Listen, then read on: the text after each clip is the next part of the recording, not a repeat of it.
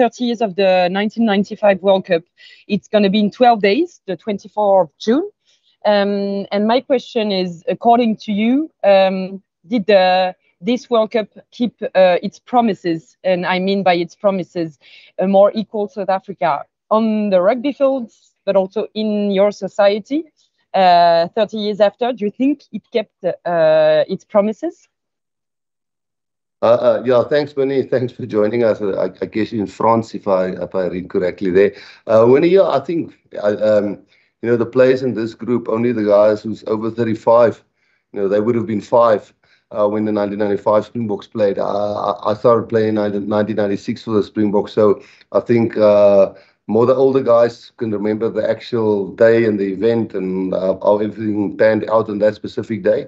And I think now, 30 years later, I do think South African rugby, we're going through our ups and downs when it comes to results, and we've been successful here and there. But I think overall, if you live in South Africa, I think you'll understand the passion from everybody in South Africa for the Springboks and the Springboks back to the people in South Africa. So, yeah, I guess there were good times and bad times since 1995, but I think what rugby can contribute, and that's thank you to the media, thanks to the public and the supporters and, the players and the franchises and everybody. I think if everybody believes in it, we certainly feel from our side we're going in the right direction, and we're very proud of what happened in 1995 and where we are currently today. Jan, thank you. No problem. Dankie, Zina. Dankie, Rassie. Goed om weer te gesels. Rassie, it's a very different year, very different season. I mean, the focus is on the British Irish Lions in Australia. You're between World Cups. Does this give you more of an opportunity to maybe try new players, broaden the squad, try new things, or are you just going to stick with what you normally do and play your best team as best you can? Yeah, no, I think you're 100% right. The fact that the Lions are playing Australia and what's happening with the other countries, the Lions playing Australia will just probably give us a better chance to analyze Australia a little bit better before we play them. I guess that's the only influence that would really have on us. From our side, we would like to do what we did last year. And it's so it's nice to when, the media and the South African supporters start talking about the next World Cup and talking about players, the average ages of the players in the team and, the squad depth. It shows that they're really tracking us and where we're going. So we're obviously also doing that, but as I always try to say, I don't know if it always come across the right way. You have players that, because their careers end maybe in 2026, you can't, almost negate the fact that that's when their careers end. And because you're planning for the next World Cup, I must take caps away from those players. So, for sure, we've got our one eye on the World Cup. But that's the old saying, if you look too far ahead, you forget about the present. So, no, we want to try and win all the games. Well, go with the mindset of trying to win all the games. That's not being arrogant. And that's the mindset we want to go in with. But for sure, we're not going to use only 25, 27 players this year. The plan is to really broaden not just squad depth, also experience. Not to just guys, just 1 and 2 caps. So when we get to the next World Cup, hopefully we don't have lots of players under 15 caps. That would be ideal. Thank you, Yeah. Thank you very much, Z. I just got 2 questions, but I'll ask the second one if there's enough time at the end. Rassie, Nathan here. I'm just addressing the elephant in the room. I spoke to Footy, the under-20s coach, and he gave his thoughts on the kit. But what are your thoughts on the training kit? The public has had this, and some compared the kit to teams like Golden Arrows, just to name a few. I mean, what was your first reaction when you saw the kit? Yeah, well, I think my face, we had this cold weather here all the time, and today the sun beat down us in this cold weather, and you can see my face is all red. So I think we're pretty bright at this time, the red faces and yellow clothes and gold clothes. And the thing is, as long as the players are comfortable and the kit doesn't stop them from training really hard, might not be particularly what I like as Rassie, but it's comfortable. It's designed for us at the highest level. I'm not talking about the colors and the color scheme and all of those kind of things, but there's lots of technology that's in this kit. I'm not fashionable. I'm not really sure what is when cool and what works. As long as our jerseys, when we play on Saturdays, I like the green and gold. I like the old traditional jersey. In our days when I played in 1998, we had golden Nike shorts in 1998 and 1999. I'm pretty sure we had. So this is training kit. We train in it. We don't play in it. I hope when the guys see the training jersey, and obviously we don't have a say in that. So, you put it on the first day, it's comfortable, and the players train in it. It doesn't make a difference how they play. And the fans and you guys only really see it on television. You don't see it on Saturdays when we play, because hopefully that's the green and gold, which we all like. So, yeah, I don't think if that's the big thing that we're moaning about currently, then I'll be pretty happy with that, because the results probably is the most important thing for us on Saturdays. Ronaldo? Hi, Coach Rassie, Ronaldo Iso. Hello. Just to back you up on the sponsorships and Pick n Pay and the logos, I mean, as long as Pick n Pay can produce the funds for South African rugby, then obviously we can all be happy. But just on your squad selection, there's obviously been a lot of controversy for Evan Roos and his selection in the box squad. We know Cameron Hanekom is a great player and he's obviously been injured, but just from your perspective, I know you haven't really commented on the media from that perspective, but was there any reason for his exclusion from the box squad? Did you feel he was not ready for this income tour? What was your thoughts around that? Yeah, obviously it wouldn't be a nice thing to talk about team selection now at stage where we have a big squad currently, but obviously I saw the things that people wrote. I think if anybody talks to Evan, he'll tell you himself. There's definitely not a personal issue. I think sometimes, we all will differ with opinions on who plays well and who doesn't play well. And sometimes the guys, by all means, Springbok standard, but at this stage, he's just competing with guys like I would say, and that's why Evan is drafted in now. Cameron's injured. Joarno Augustus hasn't passed his exit medical on his side yet, so Joarno is out and Cameron is out, and that's why Evan is pulled up.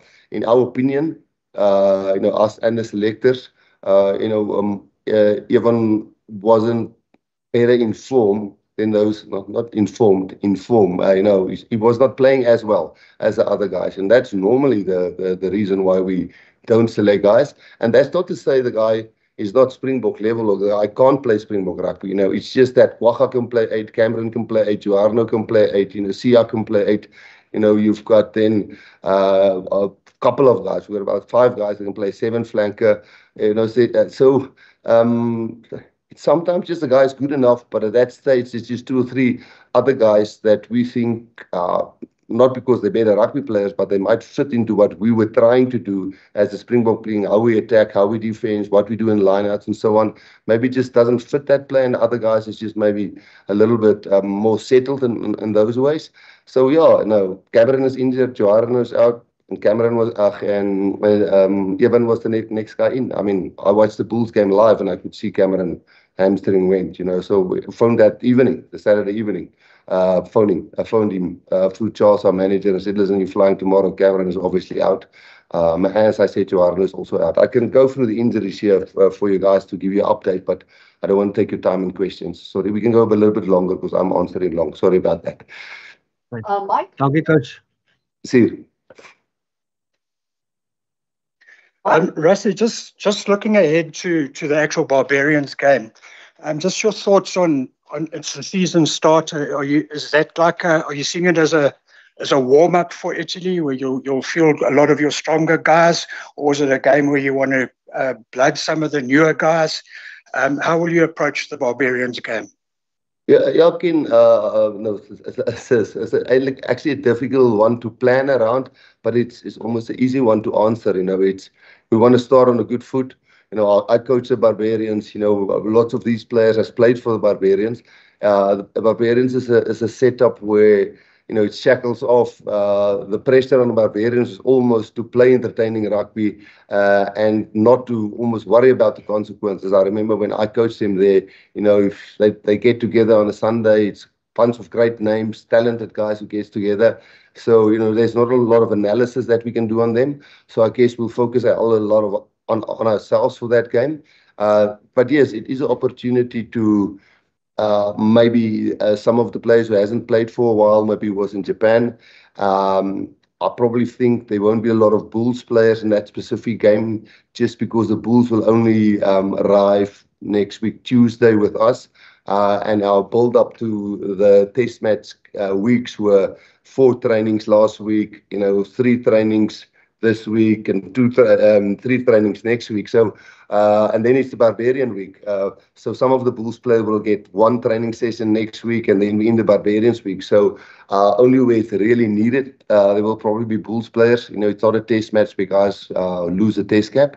And then to get a few of the other guys who maybe hasn't played for the Springboks, not a test, but hasn't played for the Springboks, get a few of them in, but also make sure that the team is good enough that, you don't get a puck slaw in your first game against a quality team. Won't have the only pressure they would have is to play without pressure. And we would be expected to go there and beat them. So, yeah, I guess a bit of both, if that makes sense. Thanks. Cool. Oh, thanks. Hi, Rassie. I think another guy who's just made headlines and his inclusion in the squad was Ntokozo Makaza. Maybe could you please just talk us through that? What impressed you most about him? And what's the thought process of bringing him into the squad? Is it for him to learn, or do you think he's already ready to make the step up to international rugby? Yeah, no, I must say it's been a pleasure since the first day that we found him. We've coached now for since 2018 together as a coaching team, and we've tried when there was still a SA Cup, which is still there, Currie Cup Premier Division, there was First Division, there was Varsity Cup, and there was the Voda Cup in the old days. And we never always sure when you grab a player from a Japanese league or from the Premiership or from the top 14, you kind of could have gauged where that player are. And, him being consistently the top varsity player, point scoring wise, I think in the history of the Varsity Cup, I'm being 22, 23 years old, you almost feel is this one of the players that slipped through the net, and you'll never know until you've worked with him. First of all, maybe meet the personality and in alignment camp, and then now at the actual camp, meet him on the field. Because we know when we pick up a Currie Cup player, he'll probably take a while. We pick up a Voda Cup player in the old days, Vodacom Cup player, which is now, the SA Cup almost, or maybe. So, yeah, it's nice to know he's definitely somebody who we think can one day play for the Springboks. It might be a bit too early now.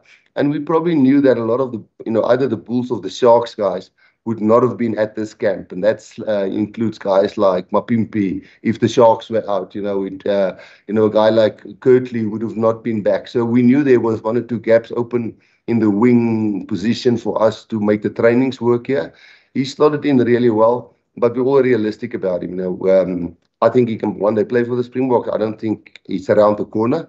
When I say that, I think in the next 2 weeks, maybe a little bit later, or 3 weeks. But he's certainly not way off the pace. And, a guy who kicks 92% while playing for UCT and that win on top there and doing that consistent, not 92, but very close to that.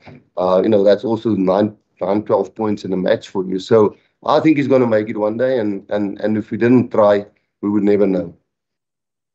Can you show? Thank you very much. Good afternoon, Rassie. Good afternoon to Jesse there. Rassie, two-folded question. First one, please update us on injuries, where players are in terms of recovery, who's a big doubt for the test season. And also, just second question, just talk us through watching Jake and Jacques coaching against each other indirectly in the URC final. What's the second question about the URC final? Jake and Jacques coaching indirectly against each other in the URC final, yes.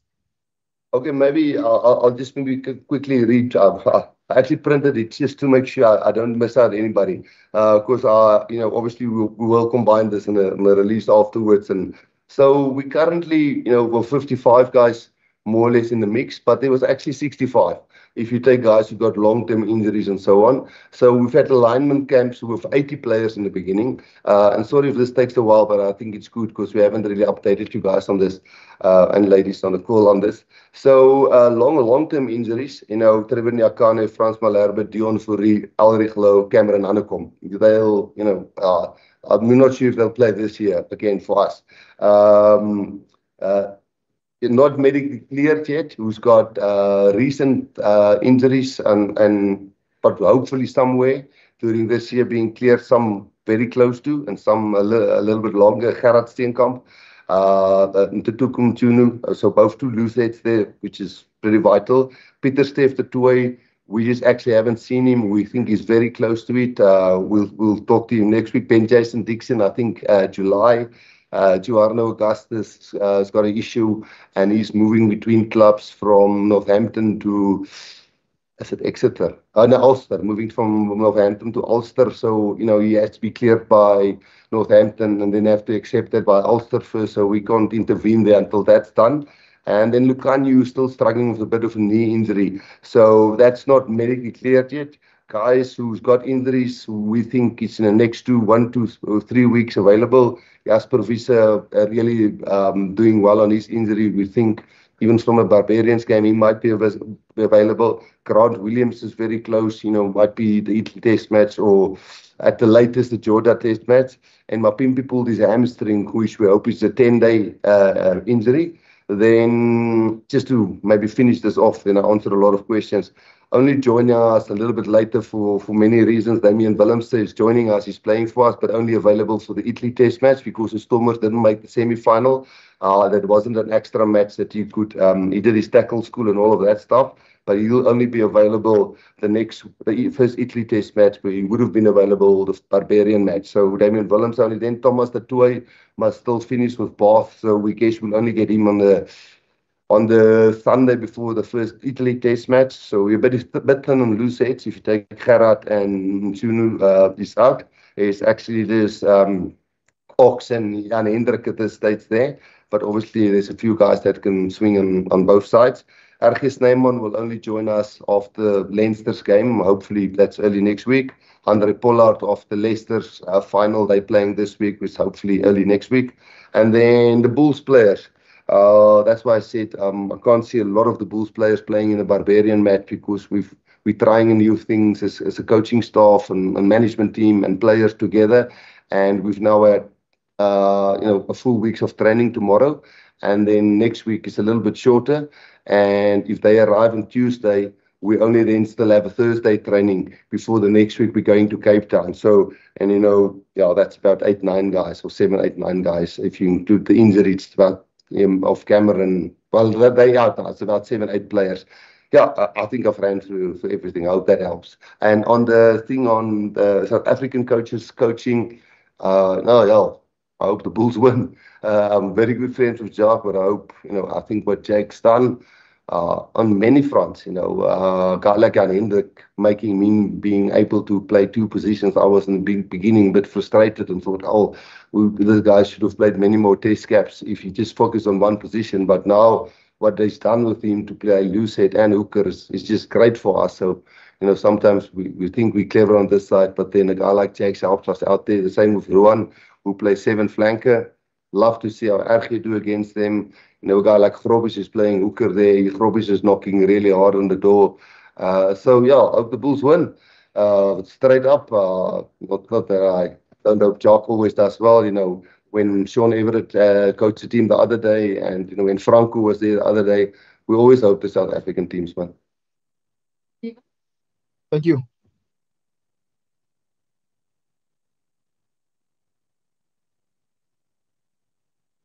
Stephen. Thank you. Thank you very much. Can you guys hear me? Yeah. Okay. Rassie, I would like your thoughts, please, on Marnus from the Scarlets. He looks quite dynamic in the games, but it would be interesting to hear your thoughts on him. Also, curious as to how difficult this situation at scrum half is for you in terms of depth. You know, a guy like Ambrose, for example, was a guy early in your coaching tenure, was on the radar. So is it difficult to was it a difficult position for you to think about? No, definitely. Stephen, is really not easy. Grant's been struggling this year with injuries. I think Jaden didn't have had the greatest purple patch. He's also struggling with an injury or two. Then we have got to do old hands in Faf and Kobus is coming back to the Stormers now. That's 4.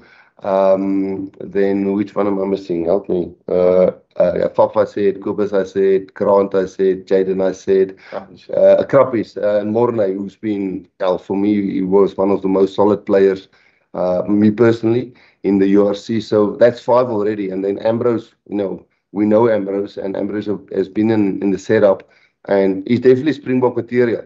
And maybe just the familiarity we have with the current scrum-offs, we must just be open-minded with that. Like many other players in the Bull setup and some in the Stormer setup, even in the Lion setup, So, no, it's very tough.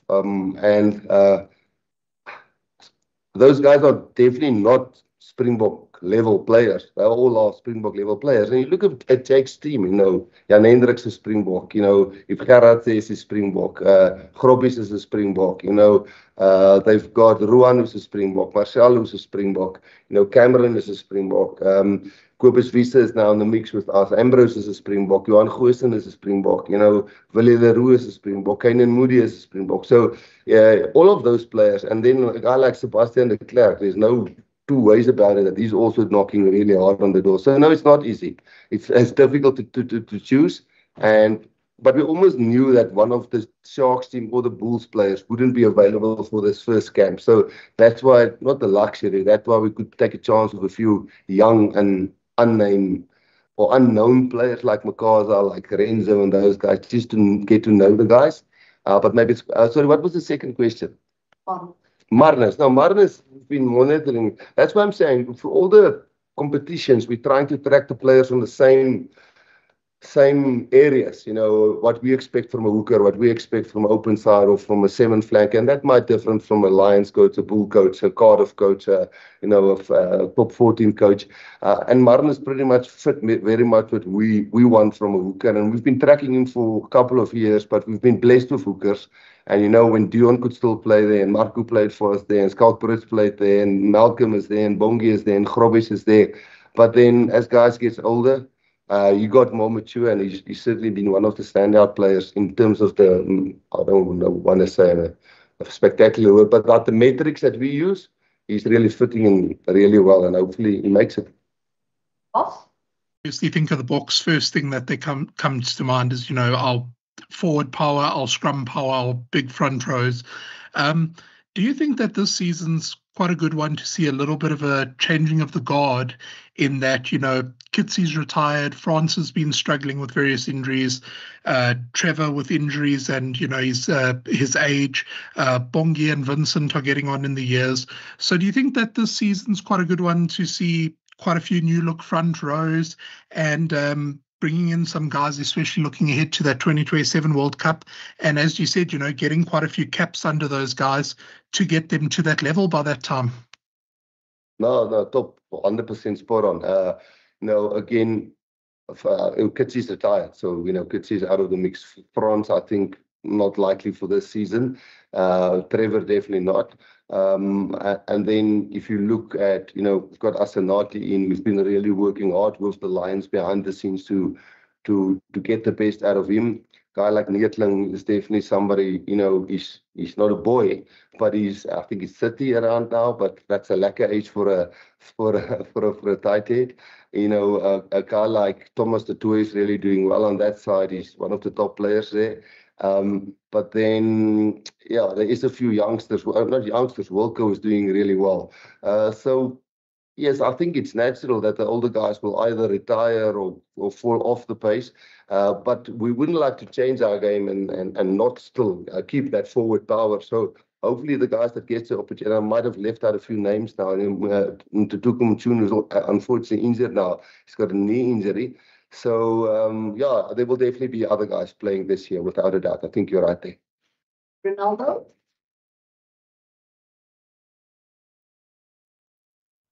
Jesse, just a question for you.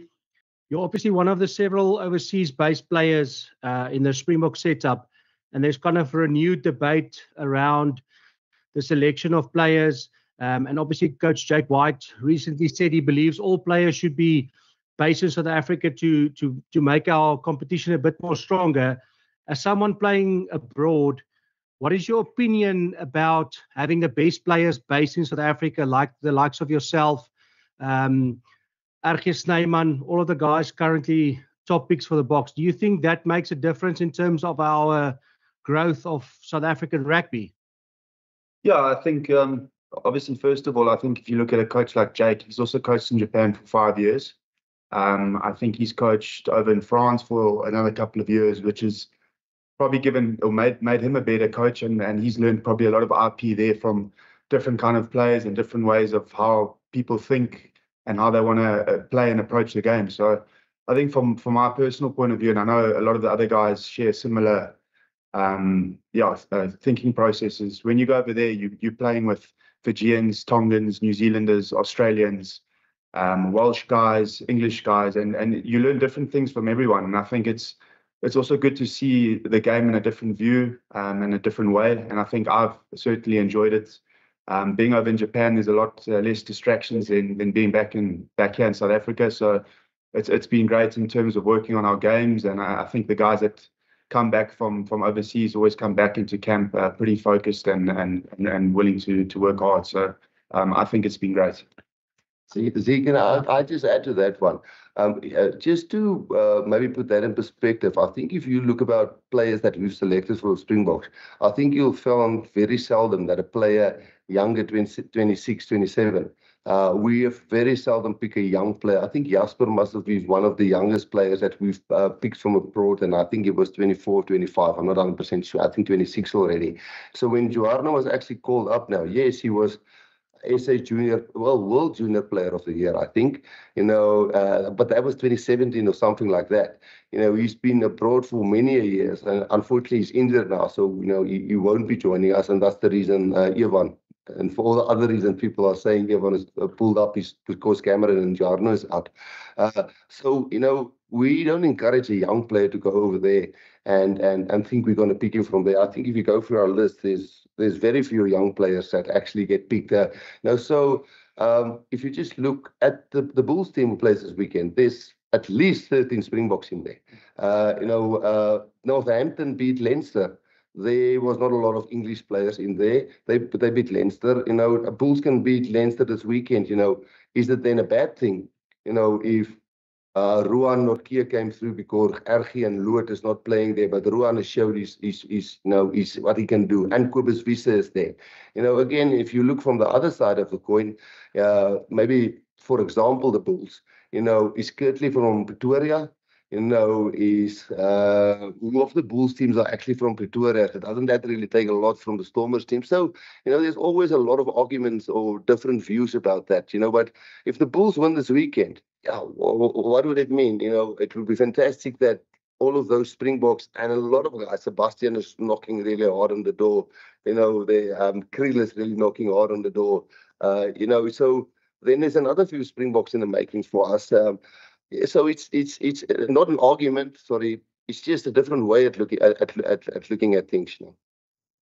Guys, we'll take 2 more English questions, and then we'll go over to Afrikaans. So Winnie, you can ask, and then Nate. Thank you, Zina. Hi, Jesse. I'm asking you a question about the 30th anniversary of the 1995 World Cup. You were, if I'm correct, very young at this time. Yes, but 1 year old. But it's going to be in 12 days. And from the French perspective, I'm just wondering, according to you, should we still see South African rugby through racial perspective, or are you past this? Have you turned this page already about players of color, white players in South Africa? No, I think we've turned that corner a long time ago. I think this team, I can honestly and proudly say that we represent the whole of South Africa. We get on with each other so well, and it's been something that we've worked on, and we've spoken in and amongst the team for years. And I really think this is a team that represents South Africa in each and every way. And I think that's what we do every single day when we go out to train, and when we go out on the weekends to play for South Africa. So I definitely think it's a team that has turned that corner and represents South Africa in all aspects. Okay, last question, Nate. Thank you, Zina. Rassie, we have SuperSport as the broadcaster, and they broadcast the European Rugby, URC Super Rugby. Don't you think it will be ideal to broadcast the Japanese League as well, since so many top South African players who are active Springboks play there, and that people can see how they are performing? And I'm sure for Jesse, for you guys, or you would love to see South Africans back at home be able to watch the Japanese League. Oh, it would be wonderful, as in with kit that we wear, and as in with any other things, we don't have control over that. I can just say from our side as coaches, we're going to get all 7 angles on a Sunday morning, 8 hours after the guys played, and with our analysis guys, as I said, in how we measure those guys is sometimes tough in the different leagues, and it's sometimes maybe, as you say, tough for South Africans to understand, because I think there's something that Japanese rugby brings through the players that play there to South Africa, which is speed, fitness, a high level of pace, and maybe saving the body on the physical side of things. So yes, it would be great for the people to see it. We watch all of it, and we analyze all of it, and like we do with the Varsity Cup and with the Premiership and with the SA Cup, and so whenever a player pops out. But yeah, it would be fantastic if you guys can see it, and yeah, we get access to it because we obviously have to pick players from there. But it would be great, but I don't know how to make that happen. Okay, that's the English part. We're gonna let Jesse go because he's Afrikaans. He's not quite Afrikaans. So thanks, Jess. En dan Percy, jy kan maar 2 vrae vra Percy, want daar's 2 ander. Zina, ek sê vir jou baie dankie. Ek was bekommerd daaroor gewees. Rassie, baie dankie. Goeiemôre meneer. Meneer Rasmus, net kortliks, ek kry 2 vrae. So ek met 2 vrae baie moes die mens spaarsame gebruik. Jy het beleidingskampe met jou Springbok groep gehad, meneer. Jy het nou kans gehad om 2 dae met spelers op die veld te oefen, meneer. Net kortliks, hoe is die gees in die kampie oomblik? Wat is julle as leiers se gevolgtrekking oor die groep spelers wat julle gekies het? My tweede vraag gaan ek aan dit vra. Ja, precies. Die eerste ding is, die groep wat gekies is, dat is nie te sê, net daai wat gaan vir Suid-Afrika speel hierdie jaar nie. Daar's ouens wat ons net geweet het, daar gaan either die Bulls of die Sharks gaan deurgaan, hopelik na die finaal toe, en die Bulls is nou deur, so daar 7-8 spelers uit, plus Cameron wat nou beseer is, en Elrich wat beseer is, so, en dan nie geweet wanneer hulle gaan terugkom, so dit het nou weer die voorreg gegee om oukies soos Ranger naar Renzo te kyk, en om Makaza in te bring, want hy soos Skynen speel bijvoorbeeld vir die Bulls nou, so ons ou soos Kean Hon in te kry weer, en so, ek dink as ouens na die groep kyk, wat hulle weet, ons draai altyd soveel as moontlik ouens na kyk, eerst plek in die beleidingskampe, jy ken baie van die ander ouens, so jy nooi nie baie van hulle nie, en hulle hoef nie baie te leer van hoe ons dinge, want dis maar meer 'n kultuur wat ons draai vestig, en hoe doen ons dinge, en hoe werk ons protocols en sulke goeders. Maar nou, soos jy tereg sien, nou op die veld gekom het hierdie week, was great, want nou is dit nie net praat in 'n boardroom en verduidelik en deur goeders stap, want ons het nooit ooit 'n kamp gehad nog van ek afrigter is vir ons ouens fisies in die kampe. Ek meen, terwyl die URC of daai tyd Super Rugby of Pro 14 en wat ook al aan die gang was, want die gevaar is hy ook kan beseer word, en hy speel in elk geval Saterdag vir die Sharks of vir die Lions, so hy gaan nie baie onthou van wat. So ons het nooit fisiese goeders gedoen nie, so hierdie week was lekker fisies gestart met fiksheidstoetse, obviously medicals, en al daai klas van dinge, dis hoekom ek al die name nou kon noem so, maar obviously, as daar nog 'n span gekies is, dan sal maar 'n bietjie stilte, baie van die jong ouetjies vind nog hulle voete, van die ouer manne, hulle probeer bewys dat hulle nog op baie pace kan bly, so ek dink as 'n lekker opgewonde, ek wil nie sê angstigheid, die opgewonde nervousness, is dit die regte woord, senuweeagtigheid, want jong ouetjies wil inkom, die ouer manne wil wys hulle kan nog al wees, en dan sal die ouens hier in die middel wat half gesettel is, en ek dink dis nou van daar af waar ons nou die regte besluite moet neem. Ons sal waarskynlik, and maybe I must say this in English as well, ons sal waarskynlik die groep Sondagoggend aankondig, vir volgende week na die Bulls game te kyk watter beserings is daar in die Bull game. So ons sal miskien met so 40-42 spelers gaan, waar ons heiliglik so 65 eintlik het as jy al die beseerde spelers optel. Met eintlik net so 53 wat actually nou in kampnommers is. So ons sal dit verminder na 40-42. And just for the English guys, we'll just on Sunday morning probably, after we check the Bulls injuries, announce the guys who will be with us training from Monday next week.